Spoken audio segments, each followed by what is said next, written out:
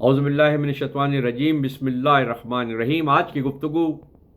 پاکستان میں supreme court کی جانب سے فیصلے کیے جانے کے بعد جو عوام کے اندر سپریم کورٹ کے حوالے سے تحفظات پیدا ہوئے یا پیدا کیے گئے،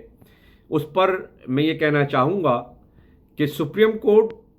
یا عدالتیں جو بھی فیصلہ کرتی ہیں وہ ثبوت و شواہد کی موجودگی میں جو ان کی سمجھ میں آ جائیں اس کے حساب سے وہ فیصلہ کرتی ہیں۔ قانون میں جو چیزیں لکھی ہوئی ہوتی ہیں، آئین میں جو چیزیں لکھی ہوئی ہوتی ہیں،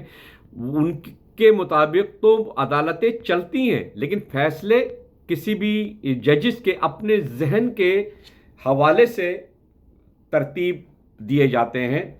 اور یقیناً جو بھی کوئی فیصلہ کیا جاتا ہے وہ کسی ایک کے حق میں ہوتا ہے اور کسی ایک کے خلاف ہوتا ہے۔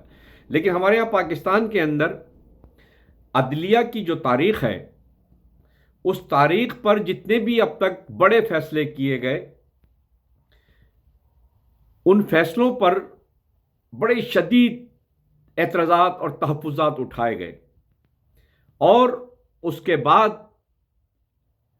عدلیہ کے فیصلوں کو مشکوک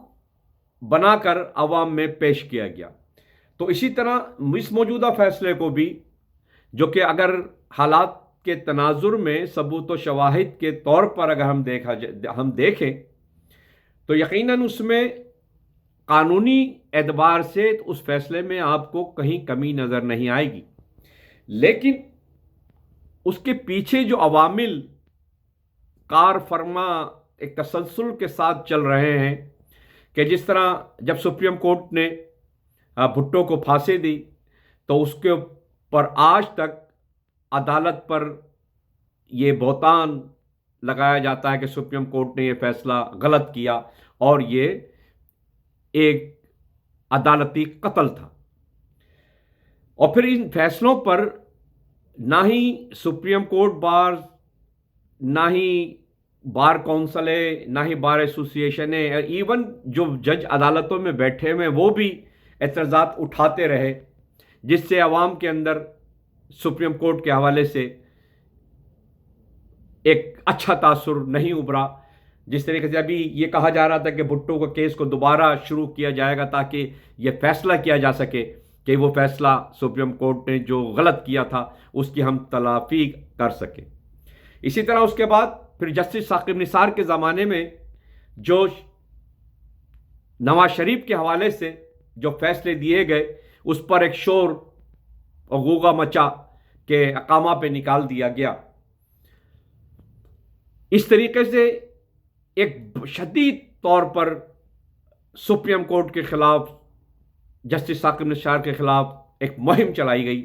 اور اس مہم میں جو ہے اس مہم کو چلانے سے یقیناً جو گروپس، جو عدالتیں، ججز، بار ایسوسی ایشنز، وکلا صاحبان، صحافت جو تقسیم ہو چکی ہے ان دو گروپوں میں، اس کی وجہ سے اس فیصلے کے بعد آج بھی ثاقب نثار کو گالیاں دی جاتی ہیں اور مغلظات بکی جاتی ہیں کہ اس نے غلط فیصلہ کیا، سپریم کورٹ کے بینچ نے غلط فیصلہ کیا۔ آج بھی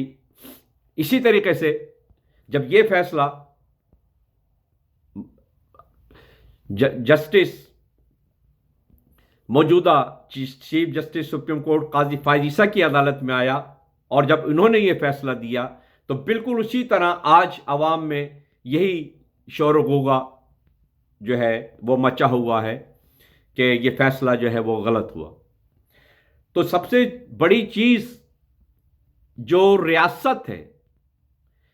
اس کے بعد بار ایسوسی ایشنز ہیں، خود جج صاحبان ہیں، وکلا صاحبان ہیں، صحافی ہیں، دانشور ہیں، یہ ان کی ذمہ داری ہے کہ وہ اپنے آپ کو سیاسی طور پر تقسیم کرنے کے بجائے متحد ہو کر اداروں کے احترام کے لیے کام کریں۔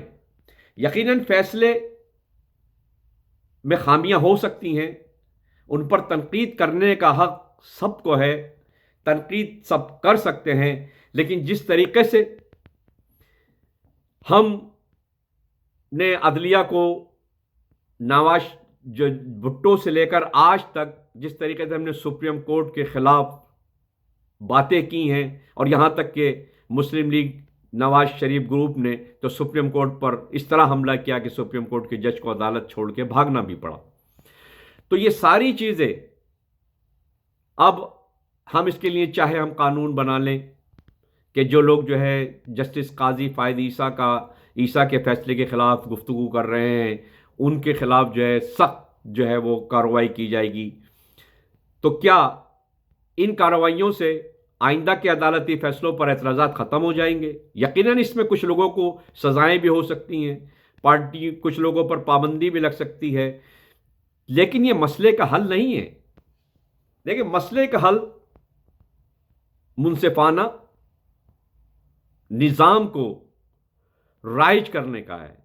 अवाम के इस एतमाद को बहाल करने का है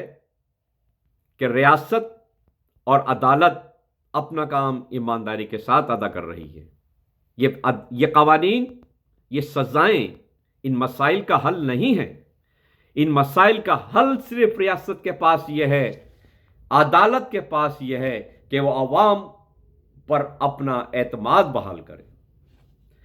मैं ये समझता हूं कि माजी में जिन लोगों ने अदालतों के खिलाफ हर्जा सराई की, सुप्रीम कोर्ट के फैसलों पर मुगल्लज़ात बकीं, उन्हें बुरा भला कहा, आज ये उसी का तसलसल है जो आज काजी फ़ायद ईसा के फैसले पर जो है मौजूदा सुप्रीम कोर्ट को भुगतना पड़ रहा है। क्योंकि अवाम ये समझती है कि इलेक्शन कमीशन जानिबदार है। जब तक अवाम के अक्सरियत जब इस बात को अपने जहन में बिठा लेगी तो सज़ाएं मसाइल का हल नहीं, बल्कि अवाम के जहनों में रियासत का, अदालत का, इदारों का एतमाद का बहाल होना है। तो मेरी ये गुजारिश है कि मैंने ना ज़्यादा कानून की बात की, ना मैंने आइन की बात की, मैंने सर्कमस्टांसिस की बात की, अवाम के रद्द अमल की बात की, और ये बात की कि किस तरीके से हम अदालतों का और इदारों का एतमाद हमें बहाल किस तरह कराना है। तो यकीनन मेरी गुफ्तगू इदारे और रियासत तक पहुंचनी चाहिए और उन्हें ये बात समझना चाहिए कि पाकिस्तान बड़े मुश्किल हालात से गुज़र रहा है और रियासत और अदालत ही इस पाकिस्तान को संभाल सकती है। जहां इलेक्शन कमीशन की खामियां हैं, जिस तरह उन्होंने 90 दिन के अंदर सुप्रीम कोर्ट के कहने के बावजूद भी इंतखाबात कराने से इनकार किया, तमाम इदारों ने सुप्रीम कोर्ट के उस फैसले पर अदम एतमाद का इजहार किया। अगर काश वो ऐसा ना करते उस वक्त, तो आज इस तरीके से हम काजी जस्टिस फ़ायद ईसा के इस फैसले पर अवाम में बेतवक़ीरी ना देखते। लेकिन बहरहाल हम सब गलती पर हैं, गलती पर गलतियां किए जा रहे हैं। हमें इन गलतियों से किस तरह बचना है, किस तरह पाकिस्तान को ताकतवर और मजबूत बनाना है, ये न सिर्फ किसी एक इदारे की, ये पाकिस्तान में रहने वाले हर इदारे से मुतल्लिक़ा फ़र्द की ज़िम्मेदारी है, आवाम की अपनी ज़िम्मेदारी है। खुदारा मामलात को समझें, पाकिस्तानी मारूज़ी हालात क्या हैं उन्हें समझें, पाकिस्तान को बचा लें, आवाम के एतमाद को दोबारा ज़िंदा व ताबिंदा कर दें। बहुत शुक्रिया।